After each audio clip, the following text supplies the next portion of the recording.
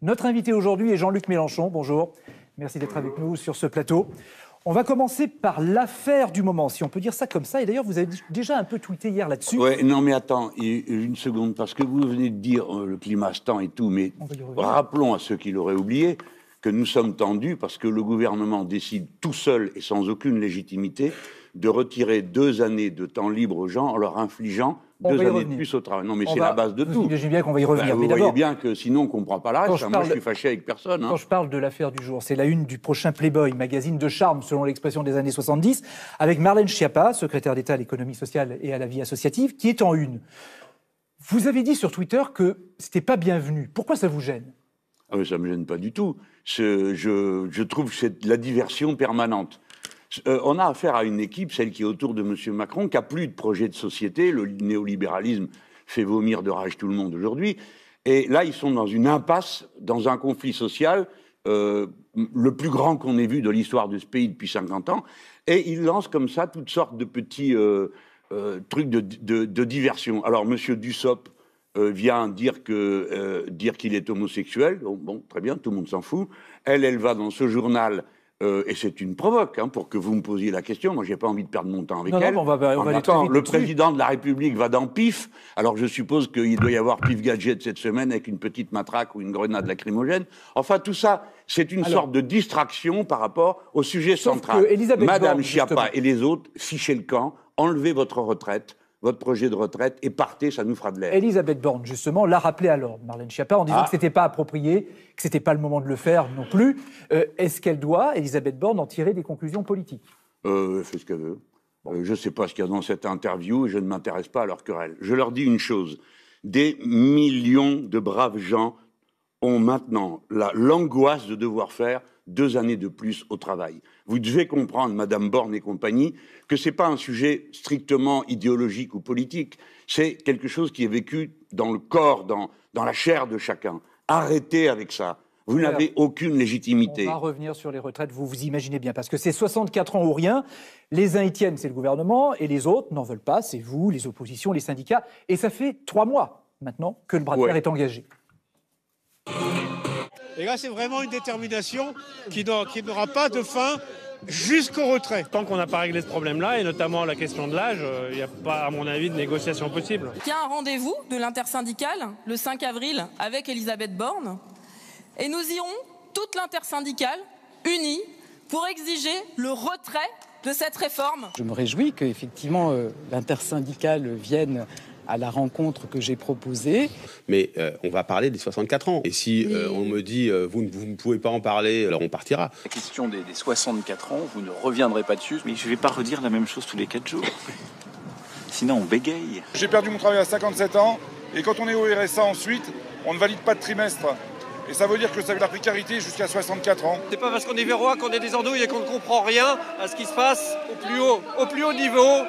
On n'est pas borné, dit madame. C'est tout à fait vrai. On se retrouve face à des CRS casqués qui ont ordre de charger avec des armes qui sont interdites partout en Europe, sauf en France. Amnesty International nous condamne, la Cour des droits de l'homme nous condamne. Il y a plein de pays qui expriment des inquiétudes. Enfin, c'est la honte au niveau international. La journée de manifestation à Sainte-Soline l'a montré.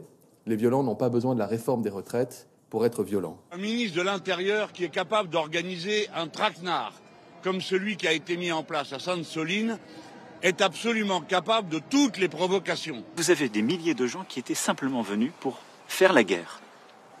C'est inacceptable.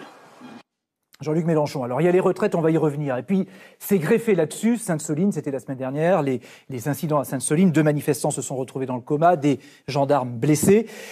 Et vous avez entendu le président de la République qui dit « certains étaient venus faire la guerre » et il dit même « toutes les forces politiques républicaines doivent condamner ce qui s'est passé ». Vous condamnez ? Je n'ai pas l'intention de sauter à la corde quand M. Macron a décidé qu'on le fera. Mais vous condamnez ce genre Attendez, ces propos sont inacceptables. Lesquels ? Je connais des milliers de gens qui ne sont pas allés faire la guerre, mais qui protestent contre l'installation des super-bassines qui sont un danger pour le cycle de l'eau. Dans tous les pays où on a fait des bassines, on le sait. Et il a été organisé à Sainte-Soline un traquenard. C'est-à-dire qu'on a mis 3000 gendarmes et policiers autour d'un trou pour défendre un trou.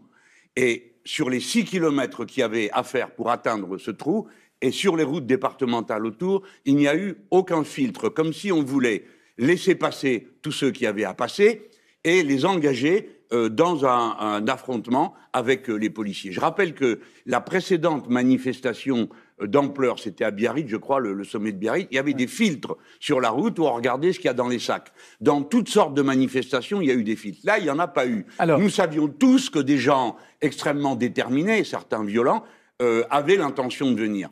Avec lesquels vous n'avez aucun point commun. Mais quelle raison aurais-je d'avoir quelques liens que ce soit avec eux? Leur action invisibilise ce que nous faisons. Là, nous sommes en train de parler des violences à Sainte-Soline au lieu de parler du problème. Alors, on va parler aussi de Gérald Darmanin, et on parlera de l'eau tout à l'heure. Parce que Gérald Darmanin dit que si on est arrivé à ce niveau de violence, c'est à cause d'un manque de fermeté face à l'extrême gauche par complaisance intellectuelle et par lâcheté.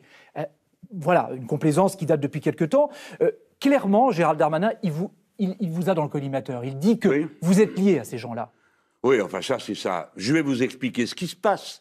Il y a deux pôles à l'intérieur de l'ensemble de la droite, les macronistes d'un côté en 3 morceaux et le Front National. Les deux sont candidats à être le grand parti de la droite, les deux.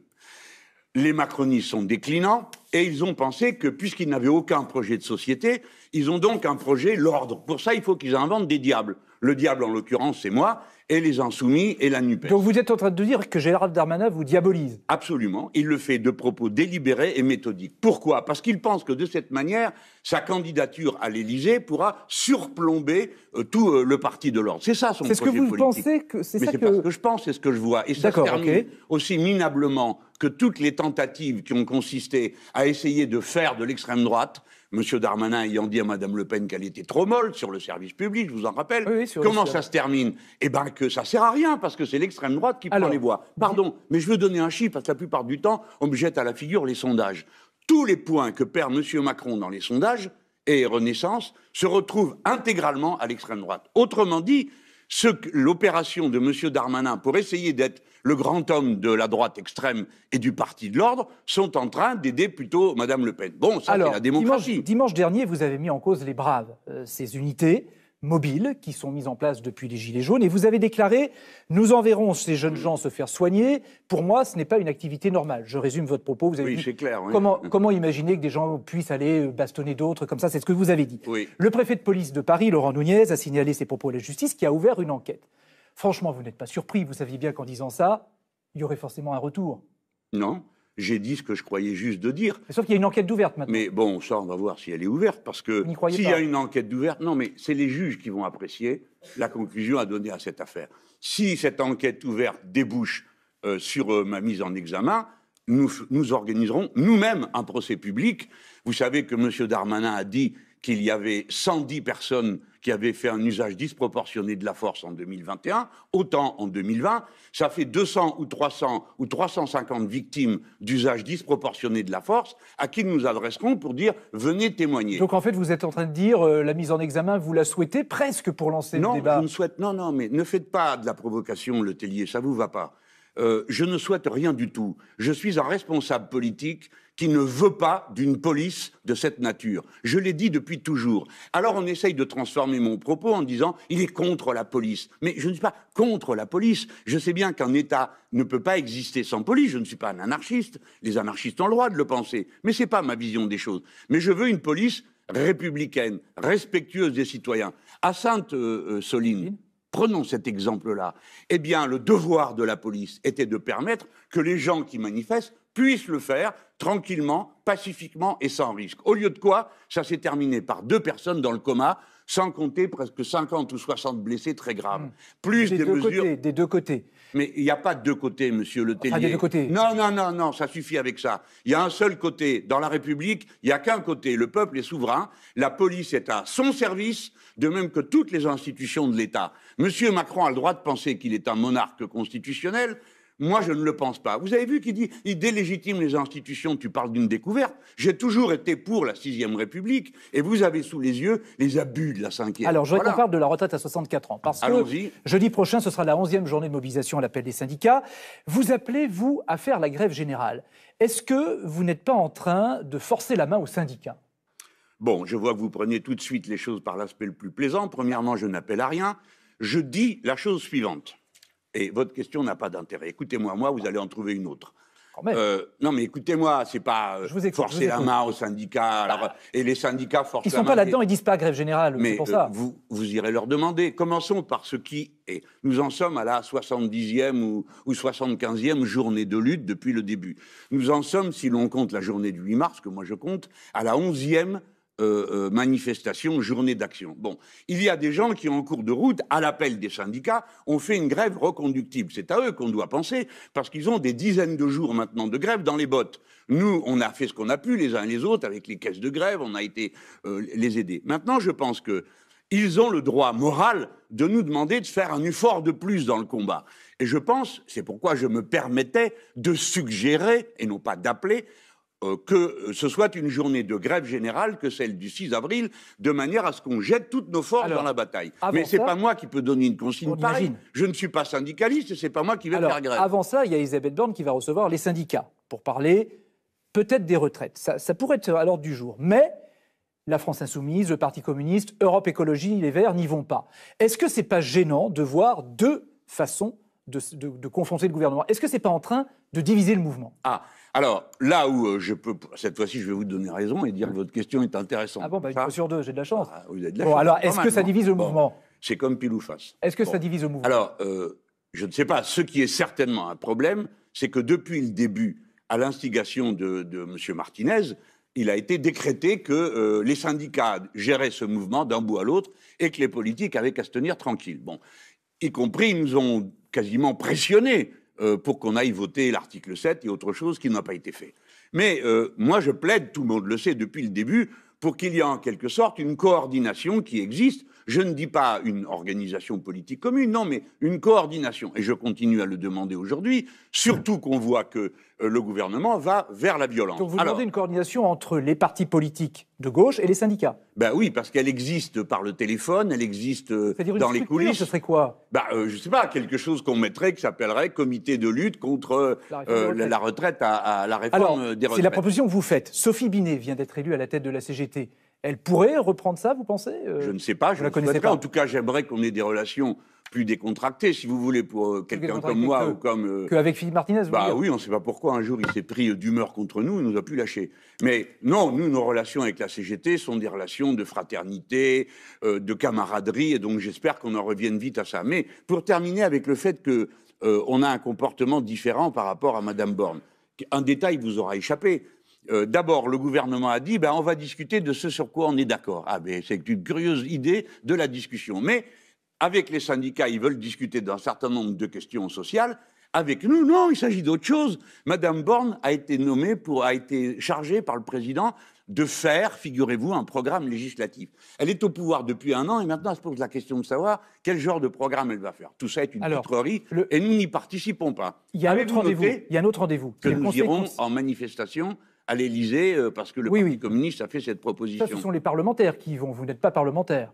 Non, mais je pourrais y aller. Pourquoi vous irez? Je ne sais pas. Je vais demander à mes camarades si c'est une bonne ou une mauvaise idée. Si vous êtes le bienvenu ou pas. Non, mais je ne sais pas quel sens ça aurait sinon des personnes qui viennent comme ça pour faire quoi? Demander à notre bon maître quoi? Des parlementaires, juste des parlementaires, mais vous n'êtes pas parlementaire. Oui, j'ai choisi. Mais monsieur Le Tellier, c'est pas moi qui ai eu cette idée.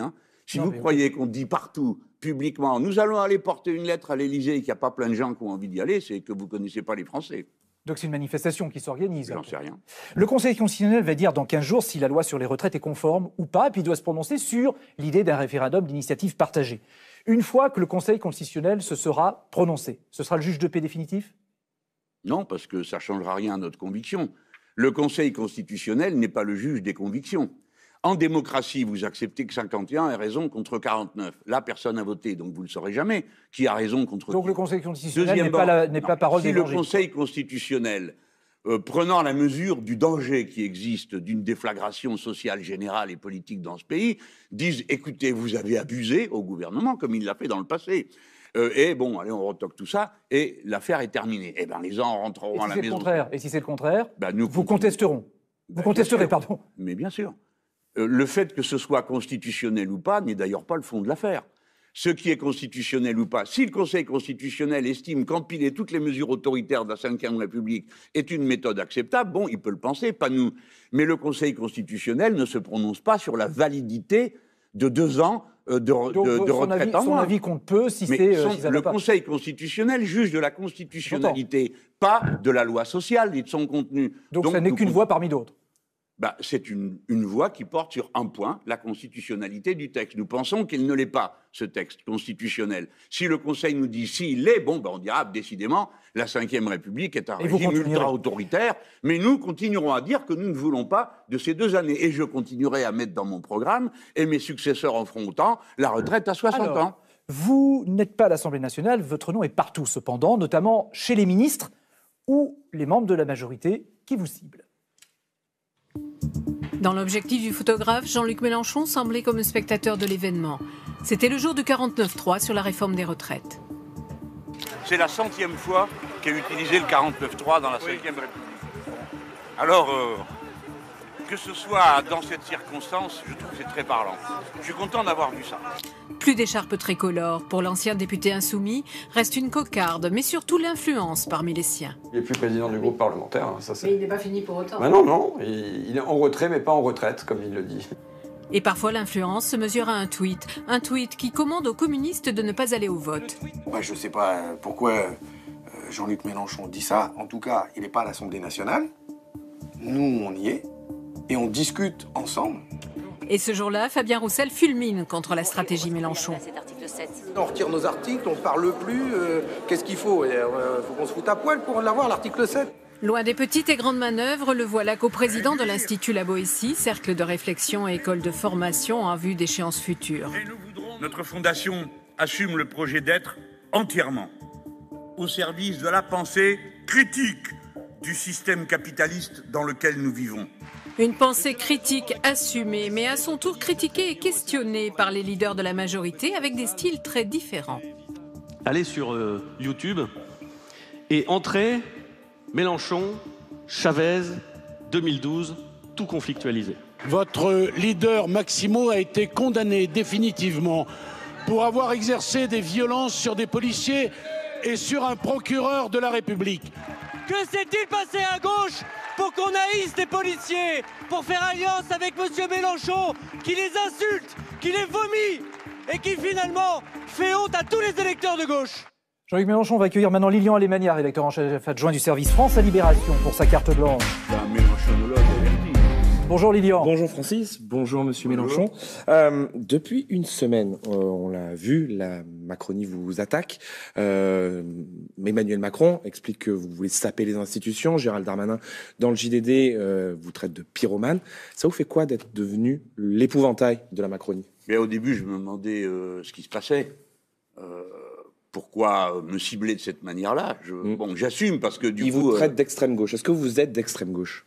Non, je ne crois pas. Êtes quoi? Parce que, d'abord, il faudrait dire ce qu'est l'extrême gauche. Oui, mais vous situez où? Attendez, monsieur Alemania, soyons sérieux. J'ai défendu un programme, l'avenir en commun. Bien, j'ai été candidat, élu sans trêve ni repos. J'ai réuni plus de 50% des suffrages dès le premier tour dans mon ancienne circonscription. Donc, voilà, ça, c'est les faits. Mais attendez, est-ce que vous croyez qu'il y a dans ce pays des gens qui vont donner 50% des voix au premier tour à l'extrême gauche? Est-ce que vous êtes de gauche? Ah ben oui, ça me paraît assez évident. Je le suis de toute ma vie. Maintenant, entendons-nous bien, je le suis, je l'ai toujours été, je ne m'en suis jamais caché. Mais le projet politique que je défends, dorénavant, est un projet d'intérêt général humain, notamment parce que je suis pour la propriété des biens communs, et j'assume, si vous me permettez de faire cette précision, parce qu'on a dit, regardez, vous tapez sur son truc, son blog, et vous trouvez 94 références à la Révolution. Philippe disait que vous voulez tout conflictualiser. Est-ce que cette stratégie-là, à un moment donné, quand on veut arriver au pouvoir, est-ce que ce n'est pas un repoussoir pour une partie des gens, notamment de gauche? Eh bien, écoutez, nous verrons, parce que jusqu'à présent, je n'ai pas eu l'impression que c'est joué contre ni ma candidature, ni mes idées. Et il fallait secouer un cocotier qui était, ma foi, assez bien installé dans les vents doux. Donc, nous avons... gagner une bataille idéologique, plein de batailles idéologiques. Encore aujourd'hui? Mais bien sûr. Vous pensez regardez la planification écologique. Non, mais vous pensez qu'être au centre des attaques, c'est une victoire politique?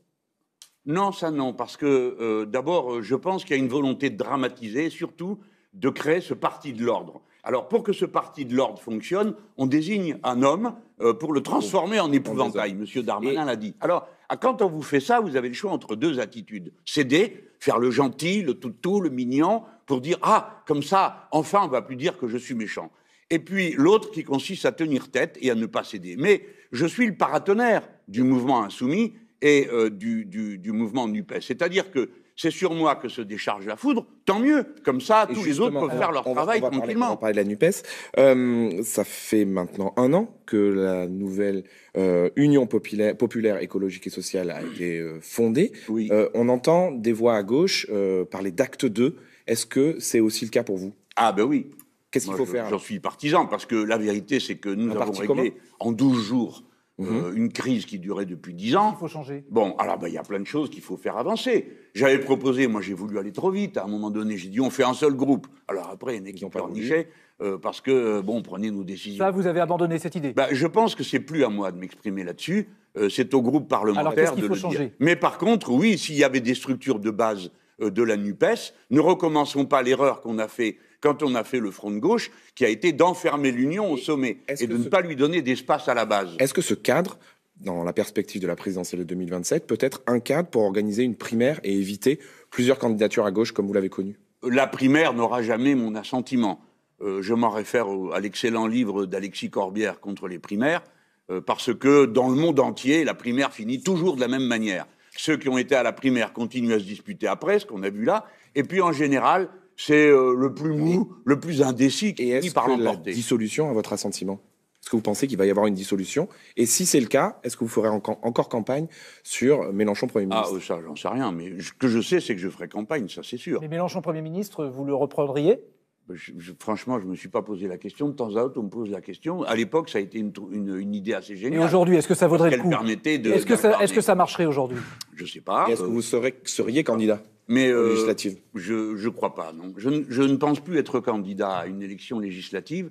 J'ai été longtemps parlementaire et le rôle que je me suis donné me convient. Je suis en retrait, mais pas en retraite, comme l'a rappelé François Ruffin, qui est une de nos figures de proue de notre système. Et est-ce qu'aux européennes, il faut une liste commune, ou en tout cas aller voir les autres... Je trouve que ça serait mieux, mais vous savez, on ne sait plus comment parler. Si on dit il faudrait « Ah, c'est une injonction insupportable », on ne dit rien. « Ah, tu te tais, donc tu n'as pas d'avis ». Vous êtes favorable à une liste commune de la NUPES aux européennes? Je dis à tous ceux qui en ont la responsabilité, c'est pas moi. C'est-à-dire à Bompard, qui est notre coordinateur insoumis, à Panot, qui est notre présidente de groupe, à Manon Aubry, ça c'est pour les insoumis. Mais les autres, Marine Tondelier, elle a dit non. Les Fort, écologistes ont dit c'est non, à eux les socialistes ont dit non. de parler, de discuter. Mais vous êtes comprenez bien que les européennes vont être une confrontation avec le grand bloc des droites. Donc il faut une union de la je pense qu'il faudrait que nous puissions faire la démonstration que nous sommes une alternative collective. Tous unis sur une même liste. Mais on a déjà une ligne. Mais écoutez, on a une ligne, elle a été donnée par l'accord qu'on a signé. On a écrit des choses dedans. Donc, c'est pas vrai que sur l'Europe, on est à 10 millions de kilomètres. C'est vrai que vous avez des options partenaires différentes. qui ne veulent pas. Vous avez les Donc, écologistes nous et pourrions... les socialistes qui ne veulent pas. Non mais attendez, j'ai compris. Alors pourquoi vous me posez la question? Si c'est pour me dire aussitôt après que les autres ne veulent pas. Donc ils veulent pas, donc qu'est-ce que je dois dire? Je suis Alemania. Est-ce que vous voulez? Il me semble que je suis en train de le dire, non? Sans que vous ayez besoin de redire tous les 5 minutes que les autres ne veuillent pas. Laissez-moi dire pourquoi il faut le faire. Nous avons une ligne commune. Nous ne sommes pas à des millions d'années-lumière les uns des autres, même si, oui, c'est vrai, nous sommes différents sur l'idée du futur de l'Europe. Mais nous pourrions nous retrouver pour faire le poids et nous retrouver sur quoi? Sur un programme d'action européen. Voilà ce qui pourrait dénouer. L'union se fait toujours sur l'action, pas sur les idéologies. Merci, voilà. Lilian. Merci, il nous reste une minute, un peu plus d'une minute, pour parler d'un sujet très important. Oui. C'est la fin de vie. La Convention citoyenne sur la fin de vie a rendu ses conclusions et décide qu'il faudrait choisir l'euthanasie et ou le suicide assisté. Pendant la présidentielle, vous avez été le candidat qui est allé le plus loin là-dessus. Est-ce que vous dites aujourd'hui il faut la fin de vie et quels moyens? Est-ce qu'il y a un moyen qu'il faut privilégier à un autre? Bon, on va d'abord commencer par dire une chose. C'est un débat qui se situe dans un en dehors des appartenances politiques et, je dis politiciennes, mais sans aucun arrière-pensée. Vous avez des gens qui sont de tradition de droite, partisans du suicide assisté, des gens de gauche, et l'inverse dans les deux camps. Donc, la première des choses à comprendre, c'est qu'il ne faut en aucun cas faire quoi que ce soit qui contraigne. Les lois républicaines, il faut le redire 100 fois, sont toujours des lois de liberté. Quand vous êtes pour la liberté et le droit à l'avortement, on n'oblige personne à avorter. Si votre religion vous interdit de le faire, libre à vous. C'est un droit supplémentaire. C'est donc une liberté Ce que vous disiez en plus l'année dernière, c'est que ce droit, en revanche, doit être inscrit dans la Constitution. Oui. Est-ce que ça veut dire donc que ça doit passer par un référendum? Pourquoi pas? Pourquoi pas, mais c'est pas sûr. Non, ce serait, à mon avis personnel, le plus raisonnable. Pourquoi? Parce que tout le monde s'inclinerait devant une décision collective. Et bien sûr, chacun continuera ensuite ses plaidoyers, mais la décision serait prise dans des conditions conformes à l'idée qu'on peut se faire. Voyez-vous, moi j'appartiens au vieux courant de l'humanisme. La base de l'humanisme, c'est l'être humain est maître de son histoire. Et tout ce qui va lui donner cette liberté sont des libertés fondamentales. C'est pourquoi je suis pour qu'elle soit dans la Constitution. Et par référendum. Alors, attendez, qu'elle soit dans la Constitution. Mathilde Panot a obtenu un vote pour que le droit à l'IVG y soit inscrit. Donc, nous autres, les Insoumis, nous sommes très attachés à cette idée de le contrôle de soi, la maîtrise de soi, le pouvoir de soi sur soi. Mais nous ne prétendons pas obliger les autres. Et je le redis, il s'agit d'une liberté, pas d'une obligation. Je suis mon maître et veux le rester jusqu'au bout. Merci Jean-Luc Mélenchon d'avoir accepté notre invitation dans Dimanche en politique, réalisé par Tristan Nollin, rédaction en chef Claire Sébastien.